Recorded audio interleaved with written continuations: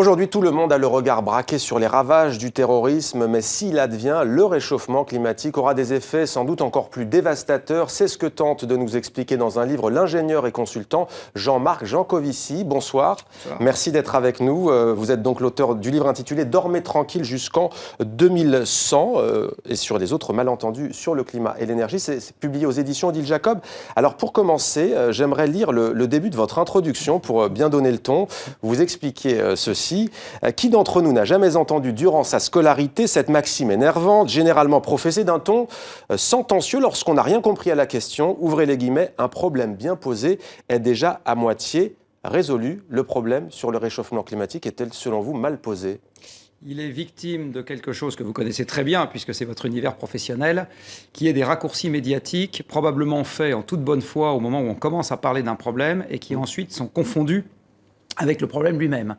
Donc ça nous amène à des énoncés qui sont soit faux, soit simplistes, et qui donnent du coup une idée excessivement, là aussi, simpliste ou fausse, des solutions qu'on va pouvoir mettre en face. Un exemple peut-être ?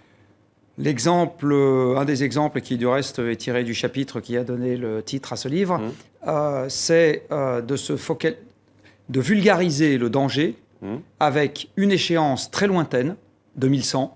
En 2100, même vous qui êtes plus jeune que moi, vous serez mort. Si vous avez des enfants, ils seront morts eux aussi. Autour de quelque chose qui ne parle à personne pour incarner le risque, qui est une élévation de température. Ouais. Personne n'a peur de 2 degrés de hausse. Ça ne fait peur à strictement personne. Ouais. Entre la température à Paris il y a une semaine et la température à Paris aujourd'hui, elle a varié de quasiment 20 degrés. Vous êtes toujours vivant, heureusement pour vous. Moi aussi, heureusement pour moi.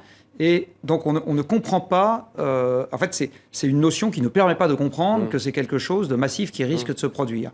Autre exemple classique, quand on essaye d'illustrer le problème du changement climatique, on a le pauvre ours blanc à la dérive sur son glaçon. Là, je ne connais pas une personne qui descendra de sa voiture à cause d'un ours blanc qui dérive sur son glaçon. Ouais. Une des choses que j'explique dans le livre, c'est qu'on peut prendre les choses sous un autre angle. Et par exemple, ce qu'on vient de vivre à Paris il y a une semaine, ce dont vous venez de parler pour la Belgique, en ce moment, les réfugiés qui affluent aux portes sud de l'Europe, ça a un déterminant énergie-climat extrêmement fort.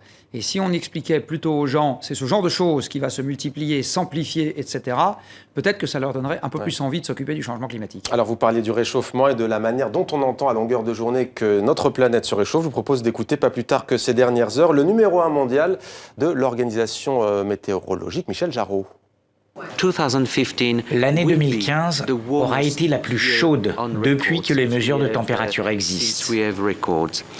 La température cette année dépassera probablement de 3/4 de degré la moyenne de référence établie entre 1961 et 1990. Alors vous parliez des médias, d'accord, mais s'agissant de cet homme qui est quand même à la tête de l'Organisation météorologique mondiale, pourquoi continue-t-il à faire de la sorte ? N'a-t-il pas compris la problématique ? Non, parce que ce n'est pas dans son domaine de compétence de dire 0,75 degrés égale 3 millions de réfugiés en Syrie. Ce qui est dans son domaine de compétence, c'est de dire j'ai des stations de mesure un peu partout dans le monde. Là où j'en ai pas, j'ai des modèles qui me permettent de comprendre quelle doit être la température à cet endroit-là. Par exemple, au milieu du Pacifique, vous n'avez pas des stations météo partout. Et son métier, il est de dire voilà ce que moi je suis capable de mesurer sur l'évolution de la température. Mais ce n'est pas un guichet unique d'information, et il ne le prétend pas.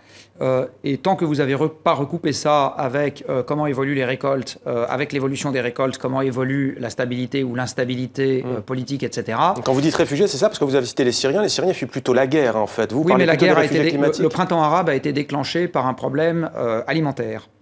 Le bassin méditerranéen, enfin les pays sud de la Méditerranée, donc tout ce qui va du Maroc jusqu'à la Syrie-Turquie, on va dire, est massivement dépendant des importations alimentaires. En 2010, vous avez eu une explosion du prix des denrées alimentaires à cause d'une canicule en Russie, qui a privé le marché mondial d'un apport de céréales significatif. Et en 2010, dans tous ces pays-là, vous êtes par ailleurs en manque de touristes qui sont restés chez eux à cause des conséquences de la crise financière, laquelle crise est, soit dit en passant, c'est un autre chapitre du livre, due à des problèmes sur le pétrole qu'on connaît dans le monde depuis 2005. Et la conjonction des deux fait que vous avez un problème budgétaire dans les pays importateurs qui font qu'ils n'ont pas les moyens, avec leurs recettes à l'exportation, de financer une explosion des prix des denrées agricoles importées. Et donc les gens se révoltent, comme les Français se sont révoltés en 1788 après une année de famine. En 1789, pardon, après une année de famine. Alors, la géopolitique, vous avez cité ce qu'on appelle entre guillemets le printemps arabe, vous venez de citer également le pétrole. Vous attirez en effet dans votre ouvrage notre attention sur un pan crucial de notre société et au-delà de notre monde, à savoir que ce sont ces ressources énergétiques qui sont le nerf à la fois de la guerre, mais aussi de l'écologie et de l'économie.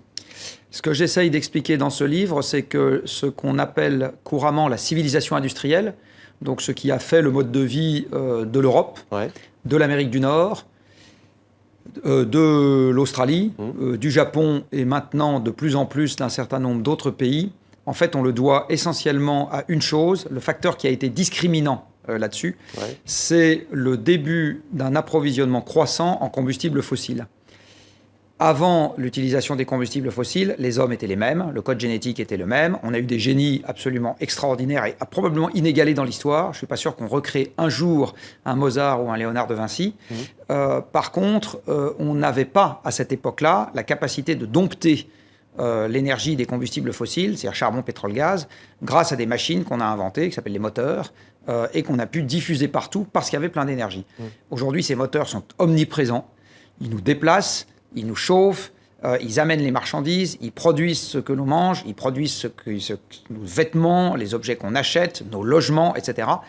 Et nous bénéficions aujourd'hui essentiellement d'une armée de machines alimentées par de l'énergie. Et ça se comprend assez simplement. La civilisation industrielle, c'est d'avoir mis au travail à notre place des machines de plus en plus puissantes. Votre corps et le mien ne peuvent pas être de plus en plus puissants. On ne peut pas vous greffer des paires de bras en permanence pour que vous fassiez de plus en plus de choses. Une machine, on peut la faire grossir tant qu'il y a de l'énergie pour l'alimenter. Prenons l'exemple précis du pétrole. Vous dites qu'on ferait fausse route si l'on ne fait pas un lien, en tout cas si on ne voit pas le rapport entre la montée des extrémismes politiques et cette ressource énergétique. Prenons l'actualité et cette organisation dont on parle tous les jours quasiment, l'organisation État islamique. Qu'est-ce qui fait qu'on peut faire un lien, selon vous, entre les deux ? Alors, il y a deux liens qu'on peut faire. Le premier qu'on peut faire concerne la création des États du Moyen-Orient. Les États du Moyen-Orient sont pour l'essentiel des créations pétrolières. C'est-à-dire que, vous savez, les États du Moyen-Orient, si vous les regardez, les frontières sont toutes droites. Ça n'existe pas en Europe, des frontières toutes droites. On a fait les frontières on a tracé les frontières politiques en fonction de frontières naturelles, des montagnes, des fleuves, qui avaient, au cours du temps, séparé des gens qui n'étaient pas de même culture, de même race, de même ceci, de même cela. Ils étaient à peu près homogènes d'un côté ou de l'autre, et puis entre les deux, pas tellement. Ce qui veut dire que si les frontières d'un pays correspondent à des frontières géographiques naturelles, vous séparez naturellement, j'ai envie de vous dire, des sous-groupes de population qui sont plus homogènes que si vous vous y prenez autrement. Dans les pays du Moyen-Orient, c'est pas du tout comme ça qu'on a fait. Les Américains sont arrivés, les Anglais sont arrivés, les Français sont arrivés. Ils ont dit le pétrole, à toi, à moi. Donc moi, je prends l'Irak, toi, tu prends la Syrie, toi, tu prends l'Arabie Saoudite, etc. Et les frontières de la Syrie ont été tracées, les frontières de l'Irak, pardon, ont été tracées comme ça en 1920. Les frontières de la Syrie ont été tracées dans les mêmes années. Et on s'est pas soucié de savoir si on avait les chiites tous d'un côté ou si on en avait la moitié d'un côté et la moitié de l'autre, etc. Donc ça, c'est la première fois que le pétrole joue un rôle dans ce qui est en train de se passer. La deuxième fois que le pétrole joue un rôle, en ce qui concerne la Syrie, c'est que la Syrie, productrice de pétrole, est passée par le maximum de sa production en 2002. Depuis 2002, parce que les gisements s'épuisent, la production de pétrole de la Syrie décline. Or, la Syrie est devenue importatrice de céréales en 2007, à cause des sécheresses récurrentes dans le bassin méditerranéen dues à l'augmentation du changement, dues au changement climatique croissant. Et donc, on a de moins en moins de recettes à l'exportation, avec de plus en plus de charges à l'importation, et on a le problème que j'évoquais tout à l'heure. Après, le troisième élément, qui est surtout celui qui attire l'attention des médias en ce moment, mais il est moins structurant dans ce qui a causé le problème, c'est qu'aujourd'hui, Daesh tire une partie de ses revenus de la vente du pétrole, parce qu'il se trouve que le territoire contrôlé par Daesh est le territoire des gisements pétroliers syriens. Alors, je le disais, vous êtes ingénieur, vous êtes consultant, vous êtes un écologiste convaincu, personne ne le conteste. Vous avez d'ailleurs renoncé la plupart du temps à prendre l'avion, vous le prenez que pour des raisons professionnelles. Vous êtes venu sur ce plateau en métro et non pas en voiture. C'est pas un exploit. Mais c'est pas un exploit. Mais quand on vous demande aujourd'hui quelle est l'alternative au pétrole, eh bien vous faites bondir beaucoup d'écologistes parce que vous dites que l'alternative aujourd'hui, c'est le nucléaire. Pourquoi ? Alors, pas au pétrole. L'alternative au pétrole, c'est le pétrole. Ça va encore plus vous faire bondir. Le pétrole sert essentiellement dans les transports. Ouais.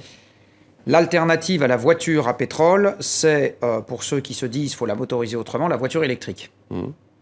Quand vous regardez la vitesse à laquelle peut se déployer la voiture électrique, Ce que ça nécessite de construire comme centrale supplémentaire, parce qu'il faut bien que l'électricité vienne de quelque part, ce que ça nécessite de construire comme batterie supplémentaire, etc., vous vous rendez compte que ça ira considérablement plus vite et ça coûtera considérablement moins cher, les deux étant liés, c'est parce que ça coûte moins cher que ça peut aller plus vite, de tout simplement diminuer la taille des voitures à pétrole.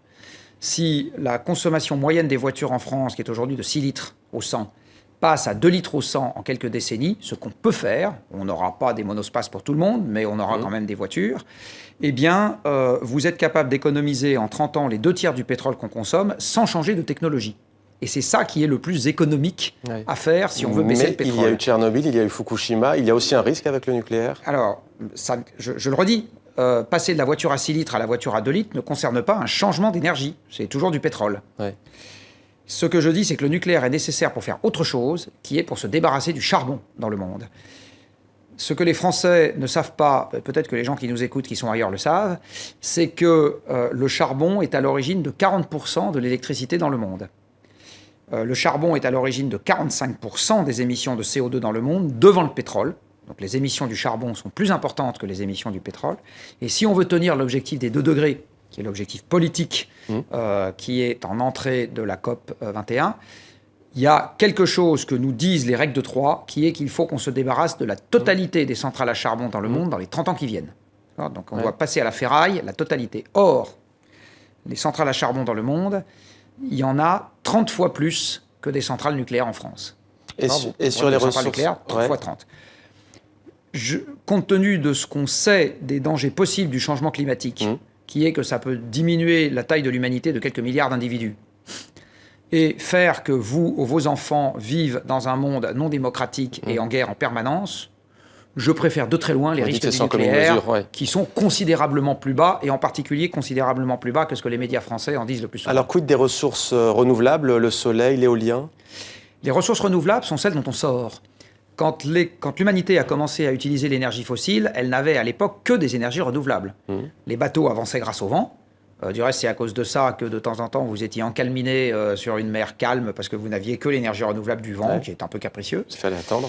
Le soleil servait à sécher des aliments ou à se chauffer tout bêtement, etc. Donc on sort d'un monde. Et le bois a été la première énergie de stock qu'on ait utilisée de manière un peu significative, même et y compris pour alimenter les premières forges, etc.